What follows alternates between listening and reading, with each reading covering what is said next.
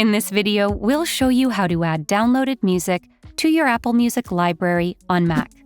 Let's dive in and learn how. Firstly, open your Mac and navigate to the Finder app.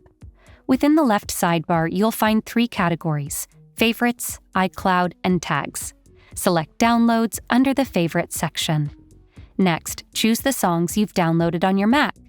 Once you've made your selections in the Finder app, it's time to launch the Apple Music app. Press Command and Spacebar, type Apple Music, and press Return to open it. Within the Apple Music app's left sidebar, you'll see 3 categories: Apple Music, Library, and Playlists. Now, return to the Finder app and ensure the Apple Music window remains open. Drag the selected songs and drop them into the Library section in Apple Music. It may take a few moments for them to be added to your library. Keep in mind that you can add both songs and music videos to your Apple Music library.